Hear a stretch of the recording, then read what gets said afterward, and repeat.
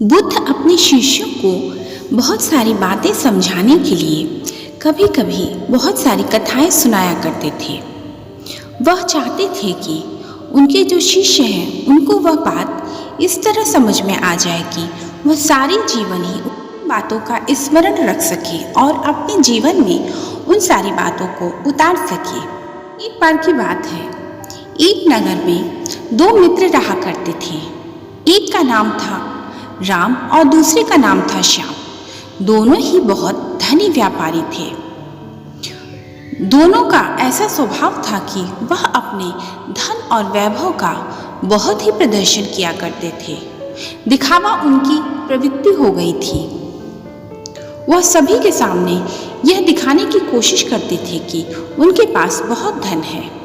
एक दिन राम अपने मित्र श्याम के घर उससे मिलने आया तो उसने देखा कि श्याम का घर तो बहुत बड़ा है और उसमें कई मंजिलें हैं। में कई मंजिलों का घर होना तो बहुत बड़ी बात हुआ करती थी। जो धनी व्यक्ति होते थे उनके ही कई मंजिलों के मकान हुआ करते थे।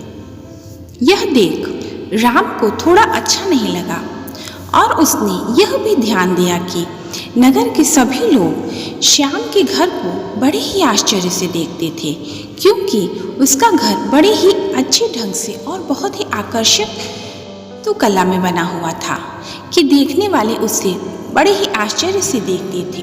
अपने घर आ गया, लेकिन वह बहुत उदास था क्योंकि वह श्याम के घर को भूल नहीं पा रहा था। उसका ध्यान उसके मकान पर ही लगा हुआ था। उसने बड़ा ही खोजबीन करके उसी मकान वाले को बुलाया। उसने श्याम का घर बनाया था। उसने उसी वास्तुकार से कहा कि जैसा ही तुमने उस व्यक्ति का घर बनाया है वैसा ही मेरा भी घर बना दो।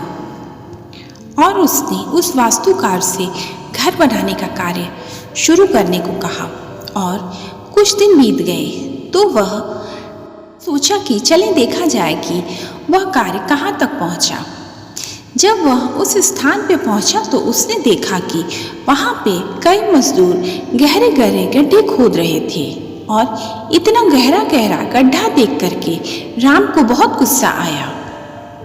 यह सब क्या हो रहा है, यह पूछने के लिए राम ने उस वास्तुकार को बुलाया और पूछा कि इतने सारे गहरे गहरे गड्ढे क्यों खोद रहे हो।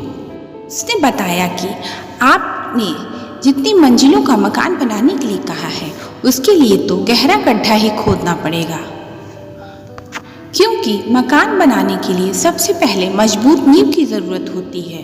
तो मैं सबसे पहले एक मजबूत नींव बनाऊंगा, फिर उसके बाद एक मंजिल, दूसरी मंजिल, तीसरी मंजिल, उसके बाद आप जितनी चाहें उतनी मंजिलें उसके ऊपर बनवाते रहें।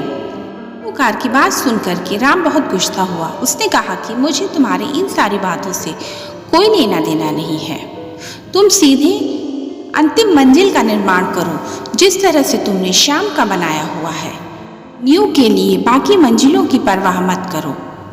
तो उस वास्तुकार ने कहा ऐसा तो नहीं हो सकता है, क्योंकि यदि मैं नींव नहीं बनाऊंगा तो उसके ऊपर मंजिलें कैसे बनाऊंगा।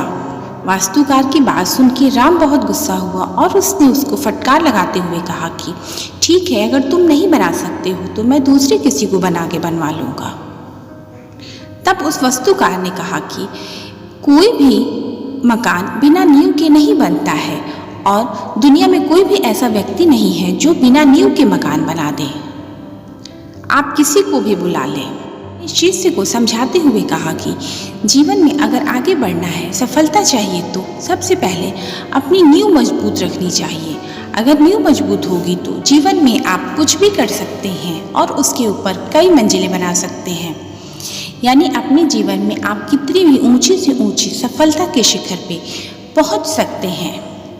इस तरह से बुद्ध ने अपने शिष्य को जीवन की बहुत महत्वपूर्ण बात बताई और जीवन में एक स्थायी नींव क्या होती है, जीवन का आधार स्तंभ क्या होता है, यह उसे बताया और समझाया। इन्हीं बातों के साथ हमेशा हंसते रहें, मुस्कुराते रहें। अगर आपको ये वीडियो अच्छा लगा हो तो प्लीज़ लाइक करें, शेयर करें और सब्सक्राइब करें। Thank you.